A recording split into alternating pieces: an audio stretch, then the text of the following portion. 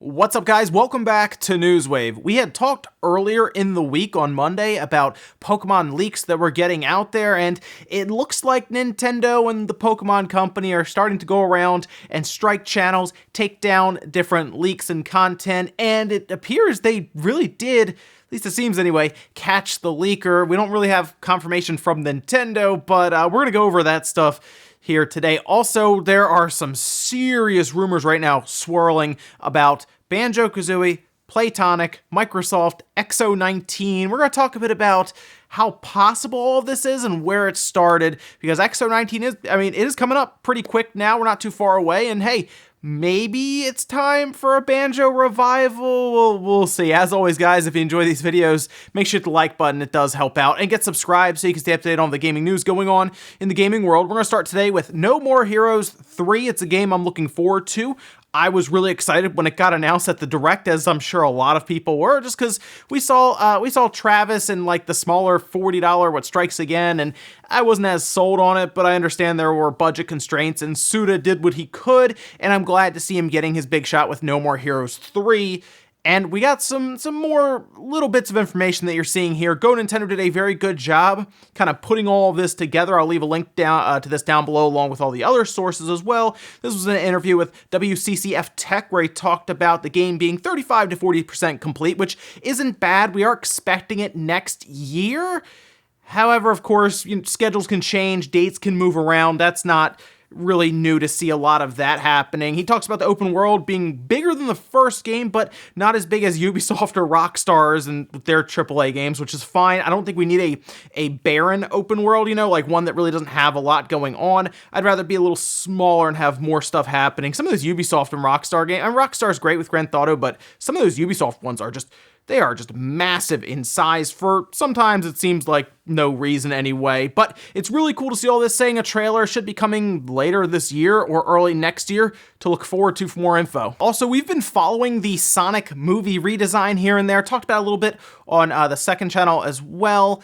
And we, of course, know that they had to go back to the drawing board, it seemed, with the design because there were a lot of pushback from fans, and it wasn't a great design. Let's be honest about that. And it looked like the movie was going to come out and Jim Carrey was pretty much going to carry it. That could still be the case, but we've now started to see more and more leaks around the redesign and what it's going to look like anyway, and we have yet another one. Now, of course, these are rumored leaks, but it's with the history of this movie so far, with things like Gangster's Paradise leaking out well in advance that it was going to be in the trailer, I tend to lean more towards these leaks being correct rather than incorrect. But anyway, here's the leaked image that was shown on Twitter.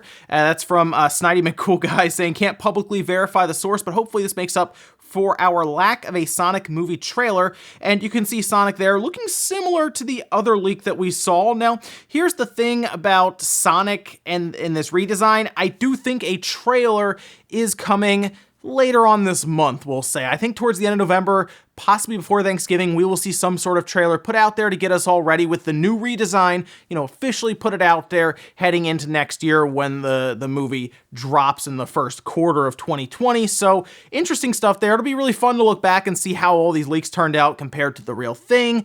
But again, based on the leaks we've seen previously, they have a really hard time keeping marketing materials locked down. And a bit of a sales update in Japan for the Switch. Nintendo put out a press release, as you're seeing here, and it does talk about there being now 10 million units sold in Japan for the Switch. That includes the regular Switch and the newly released Switch Lite. And that makes sense because Japan is like perfect for the Switch, where it's portable and a home console, of course, all in one, a hybrid. But then you have the handheld only system with the Switch Lite releasing, and yeah, you're gonna get this snowball effect, specifically in Japan, I think, where, you're picking between a portable hybrid or just a portable, and I do think the regular Switch will continue to sell really well in Japan. It seems to already be outselling the Lite again, and that's probably because a lot of people see the benefit in at least having the option, or maybe they like the Joy-Con controllers that attach, but the Switch Lite at its price point will probably do better at holiday, and it's already past 10 million units in Japan. That is very, very fast. Consider that. The PS4 is still trying to make its way there, and the Switch just blew past it in less than 3 years. We're technically almost halfway through, I would say, a normal console's generation's lifespan at roughly 6 to 7 years, and it's already at 10 million in Japan, 15 million in North America, and again, all around the world, all that kind of climbing towards 50 million, I would say, this holiday. And guys, some of the quick news out of the way, let's get in the bigger stuff. Let's start with the Pokemon leaks. The strikes from Nintendo, the Pokemon company coming after people on Twitter, YouTube, YouTube creators, content creators, and websites, the whole thing, the original leakers, it's all over the place right now. And I have heard some things behind the scenes here, and I can say Nintendo and the Pokemon company are not happy. There's a reason I didn't show any of that leaked stuff, the pictures, the evolutions, I didn't show any of it in the video earlier this week, because I had a feeling this was all going to happen, we'll say, okay? So I had a strong feeling that this was going to start happening based on things that I was hearing, so I wanted to steer clear of it while at least still saying that spoilers could be out there, but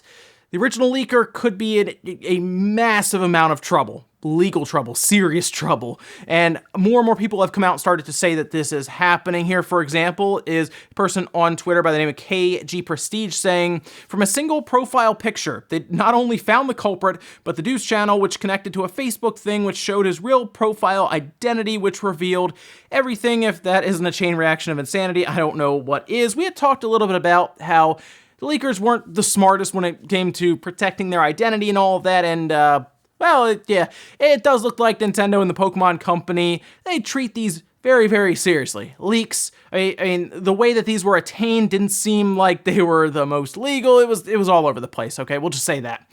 But from there, of course, creators on YouTube were looking to give opinions on leaks and show them, and that probably wasn't the best idea, as Nintendo and the Pokemon company started to strike down channels and videos to have them ripped down. So I will say this, if you are someone on YouTube right now who has created videos around the leaks, showed them, I would take them down immediately, or they'll probably get stricken at some point, because it does appear they're going through and doing this manually. For example, on Twitter, here is Philly Beats You, which actually talked a bit about some of the stuff that was happening as it was going on. This is PokeTuber RigPop420, who is Raffle Rowlitz, who said, got hit with a copy strike on his starter evolution leak video on YouTube. Please be careful with your videos. Internet, Nintendo is striking back against the leak culture, and it goes down further and further as he continued to cover other channels who were just taking their videos down. Austin John Plays also put up a video saying that he was just taking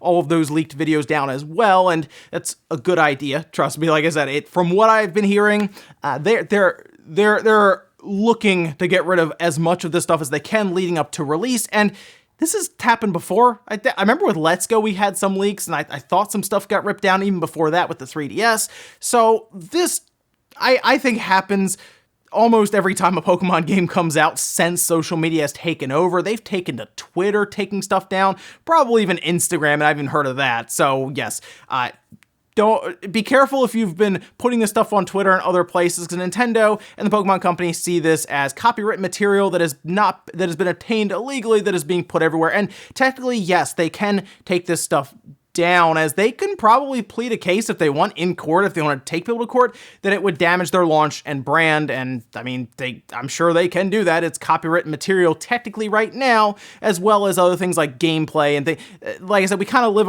in this gray area when it comes to Let's Plays and other things. And well, they have a lot of money, a lot of lawyers, and they can of course take most people to court if they would like to. It seems that they're just trying to get this stuff taken down, and they'll be dealing, I'm sure, with the original leaker with a pretty serious case against them at this point. Next up, let's talk about Yooka-Laylee, Banjo-Kazooie, Playtonic, Microsoft, XO19. This is all over the place. You know, yesterday we talked a bit about Ed Bryan being hired by Playtonic, who of course was the creator of Mumbo Jumbo, who was an awesome character in Banjo-Kazooie. It turned you into all kinds of stuff. Love that character. Loved running into him, because you never know you're going to turn into. But he comes back to Playtonic, and then he posts something a bit interesting online. This is actually what he posts saying, well, I never really had any plans to use this again.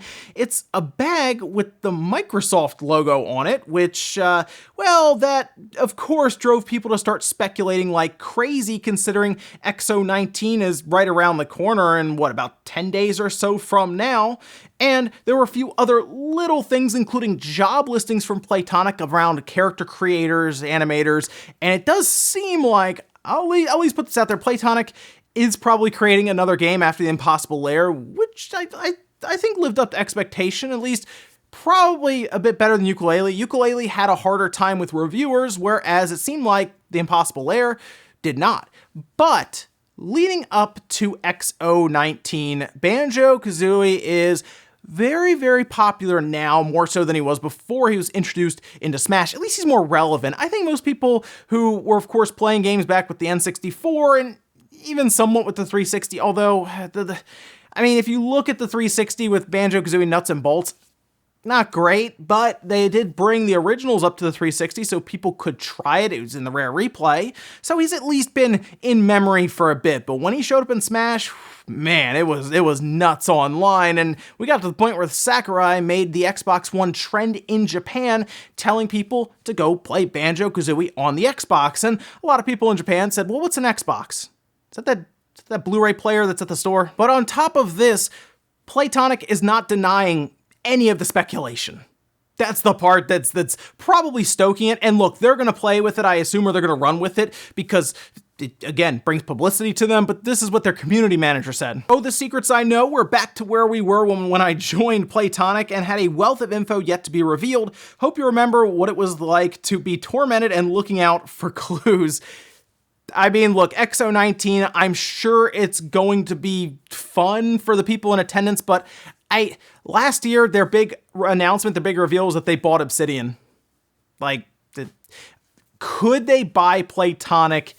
Yeah, they could. I don't think it'd be that tough for them to do it, but Playtonic was kind of formed by ex-Rare developers because they wanted to do something on their own, and you know what I'd rather have happen? If this is really going to go down and they're going to have Playtonic make a Banjo-Kazooie game, which would be a massive full circle for the developers at Playtonic, I would hope they would just license it out, contract it to them, right, rather than actually buy them and bring them in, just so they can still keep the spirit of the studio with Playtonic. However, the most likely scenario here is that none of this happens, and that Playtonic is seriously just developing a new game similar to Yooka-Laylee. It could be Yooka-Laylee 2 for all we know at this point. And I mean, let's be looking at XO19 after last year's, I'm not expecting massive announcements. Some of their biggest stuff will probably be that games are coming to Game Pass that day.